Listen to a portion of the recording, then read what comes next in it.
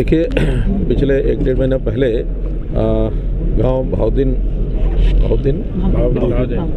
में सेवा सिंह जी के बेटे शहीद निशान सिंह सेना में वीरगति को प्राप्त हुए और उनके परिवार में आज हम सब लोग गए थे। मैं था, मेरे साथ डिप्टी सीएम थे, हमारे power minister Smita Dubey ji, member parliament, और भी हमारे नेता सब गए थे वहाँ और परिवार को सांत्वना उन्हें बंधाई है और साथ में उन यानी शहीद का नाम अमर रहे ऐसा करके उनकी ओर से भी मांग थी। और हमने भी विचार किया कि जो वहाँ का सीनियर सेकेंडरी स्कूल है उसका नाम जो है शहीद के नाम से रखा जाएगा, शहीद निशान सिंह उस नाम को। आज ही हमने आदेश कर दिए हैं डिप्टी कमिश्नर को कि जल्दी उसकी फॉर्मेलिटी पूरी करके विदिन ए वीक उसका नाम जो है प्रॉपर कर दिया जाए। नौकरी परिवार के लोगों हमने कहा, माता पिता को, कि नौकरी किसको चाहिए, क्योंकि एक उनके भाई हैं जो छोटे हैं, एक उनकी पत्नी है, तो जैसा भी वो लिख करके देंगे वैसा उनको एक सरकारी नौकरी मिलेगी उनकी योग्यता के हिसाब से। आज कुल मिलाकर के 38 ऐसी योजनाएं हैं जिसके अंदर 14 इनाग्रेशन हुए हैं और 24 उसमें शिलान्यास हैं। ऐसा कुल मिलाकर 368 करोड़ रुपए की ये सब योजनाएं जिनका शिलान्यास और उद्घाटन किया है, ये सिरसा जिले की जनता को समर्पित किया है। देखिए, इसमें कुल मिलाकर के वैसे तो पार्लियामेंट्री बोर्ड केंद्र से जो तय करेगा उस हिसाब से ही हम करेंगे और हम आपस में मिल करके जो भी निर्णय केंद्र का होगा उस हिसाब से उसको आगे बढ़ाएंगे। हमने इलेक्शन कमीशन को कह दिया है, अभी बात वर्बली हुई है लेकिन अपनी तैयारी कर रहे हैं। ग्रामीण के अभी थोड़ा सा विलम्ब होगा क्योंकि वार्डबंदी और रिजर्वेशन का जो प्रकार होता है वो अभी स्टार्ट होना है, लेकिन शहरों का जो नगर पालिकाएँ हैं 54 हैं या कहीं 2-3 ऐसी भी हैं जिनका डिलिमिटेशन दोबारा करना पड़ेगा, जिसमें एरिया जो उसका बढ़ाया गया है। अगर मैं इस जिले की बात करूं तो पहले चरण में जो चुनाव नगर पालिकाओं के होंगे उसमें डबवाली, रानिया और एलनाबाद, ये 3 तो पहले चरण में हो जाएंगे, लेकिन 2 ऐसी हैं, एक कालांवाली और सिरसा नगर परिषद, कालांवाली नगर पालिका, इनका क्योंकि एरिया बढ़ाया गया है उसकी डिलिमिटेशन दोबारा होनी है, उसमें थोड़ा समय लगेगा। और इसी प्रकार से ग्रामीण क्षेत्र के भी उन्होंने जो हमको बताया लगभग 2 महीने उनको लगेंगे इस सारी फाइल की प्रोसेस को पूरा करने में, तो 2 महीने में हो जाएगा। लेकिन बाकी नगर पालिकाएँ मुझे लगता है कि जून में ही कभी ना कभी तिथि उसकी चुनाव आयोग। मेडिकल कॉलेज के लिए हमने घोषणा कर दी है और एक प्रकार से उसका फाइल वर्क पूरा हो गया, जमीन भी हैंडओवर हो गई है, DPR या से बन चुका है, 988 करोड़ रुपए का फाइल में है। जैसे ही मानो मैं पहुंचूंगा तो MER डिपार्टमेंट जो है मेडिकल एजुकेशन, क्या पंजाब के मुख्यमंत्री से बात करें, क्योंकि वो मेरा कोई दायरा नहीं है, मुझे कुछ उसमें कहना नहीं है। लेकिन एक बात मैं ज़रूर कह सकता हूँ कि जिस प्रकार की थोथी घोषणाएँ करके और फ्री बीज का नाम दिखा करके, चाहे वो किसान हो, महिलाएँ हों या अन्य समाज के बाकी लोगों, सबको ये फ्री दूंगा, ये फ्री दूंगा, ये फ्री दूंगा, आज जब देने की बात आई है, लोगों ने मांगना शुरू किया तो उसमें से भाग खड़े हुए हैं। इसलिए वहाँ एक रोष बना है किसान का, लेकिन किसानों के इस रोष के कारण से वो किस मुसीबत में आएंगे, किस संकट में आएंगे, ये तो या तो वो जाने या उनकी हाईकमान। किसान की हर बात हम हमेशा सिरे चढ़ाते हैं, लेकिन हमने चूँकि MSP पर जितना गेहूँ वो सब खरीदा है, प्राइवेट पार्टियों ने जो गेहूँ खरीदा है वो MSP पर भी ऊपर बिका है। इसलिए अगर कहीं कमी आई भी है तो प्राइवेट बिक्री में जिन लोगों ने बेचा है वो उसके अंदर उनका भरपाई हुई है। हम तो बहुत आधा ही शायद जो हमारा टारगेट था 50%, आधा ही 50% ही खरीद पाए, बाकी 50% किसानों ने और बेचा है प्राइवेट पार्टीज़ को, और वो हाई रेट में बेचा है। ये अलग बात है कि अभी एक विवाद जो नया आ गया है वो है एक्सपोर्ट का। एक्सपोर्ट खुला था, केंद्र सरकार ने चूँकि अपने देश में कहीं ऐसा ना हो कि हमारी आपूर्ति कम ना हो जाए इसलिए उसको बंद भी किया था। लेकिन आज ही एक निर्णय और हुआ कि जिन्होंने पहले से रजिस्ट्रेशन करा लिया निर्यात के लिए जितनी क्वांटिटी का, उतना निर्यात तो ज़रूर होगा, लेकिन उसके अलावा भी निर्यात नहीं करेंगे। किसानों के घर में अगर अनाज है आज भी तो मंडी में बिक्री के लिए उनको सुविधा दे दी है कि अगले 10 दिन के अंदर वो मंडी में अपना अनाज आकर के बेच। देखिए, ये आयु कोई हमारे यहाँ ही इस प्रकार का अंतर किया अच्छा नहीं है, बहुत से प्रांतों में इसका अंतर किया गया है। और मानो नहीं भी करते हैं तो भी जो 25 से 21 साल वाले बच्चे को रुकते नहीं हैं, जो रुकते ही नहीं है तो फिर हम उसको बंधन लगा करके भी करके रखने का फ़ायदा नहीं है। बजाय वो इलीगल की कोई काम करें तो जैसे बाकी प्रांत कर रहे हैं, 21 साल में भी मैच्योर हो जाता है एक नौजवान। उस नौजवान को अपना भला बुरा अपने आप सोचना है और अपने आप सोचते भी हैं, वो जैसा पहले करते वैसे ही अब करेंगे, केवल उसको लीगली वो ले सकता है, खरीद सकता है। वरना तो जो बिक्री करने वाले भी दुकानों पर छोटे बच्चे मानो 25 साल से नीचे होते थे, अब नौकरी तो 18 साल से ऊपर कर ही सकता है। अगर 18 और 25 के बीच का कोई आदमी दुकान पर भी मिल जाता था, उसके खिलाफ भी कार्रवाई हो जाती थी।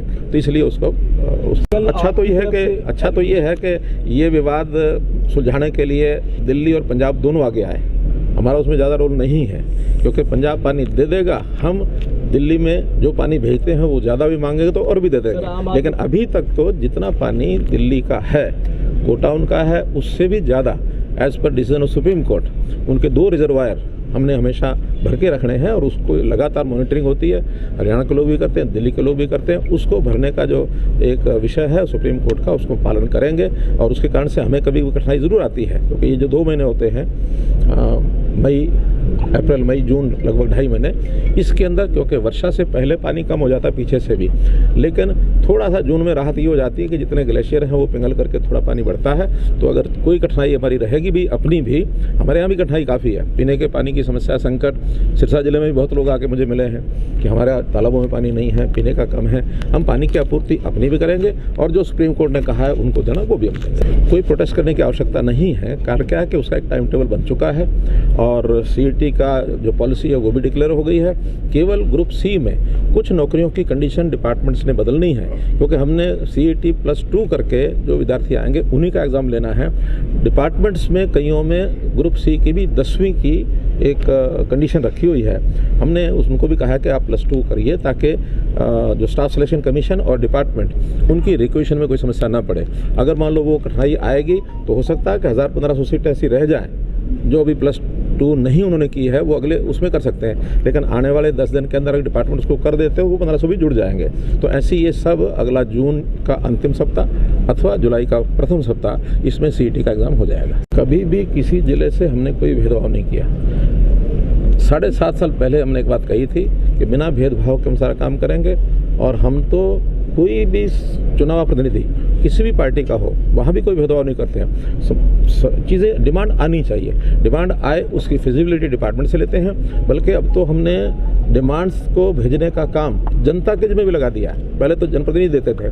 कल ही हमने बताया कि हमारा एक ग्राम दर्शन और नगर दर्शन पोर्टल बनाए हैं। ग्राम की, हर एक ग्राम की कोई भी नागरिक अपनी जो मांग है, डिमांड है, वो भेज सकता है। शहर में कोई भी नागरिक अपने वार्ड की, अपने शहर की समस्या यानी डिमांड को भेज सकता है। उसको फिर हम एक प्रकार से सारे को उसका कराते हैं, फिजिबिलिटी कराते हैं और उसके हिसाब से उसको करते भी हैं। ये पिछले 3 महीने से अब गाँव के लोग, शहर के लोग अपने अपने डिमांड अपने आप भेज रहे हैं। वहाँ का जनप्रतिनिधि जो है उसको रिकमेंड कर देता है। हाँ, कोई चीज़ अगर फिजिबल नहीं होगा तो डिपार्टमेंट उसको छोड़ेगा, भी फिजिबल नहीं है, अन्य सब काम होंगे। हमारे पास बजट की कोई कमी नहीं है। सिरसा जिले में भी जैसे बाकी जिलों में काम हो रहा, मैं समझता हूँ आज भी उससे कम नहीं हो रहा। लेकिन अब अगली रैली कोई भी आएगी, यहाँ के डिमांड को उसमें गुना करके ये हमने पार्टियों के जिम्मे छोड़ा है, क्योंकि सरकार बाध्य नहीं कर सकती।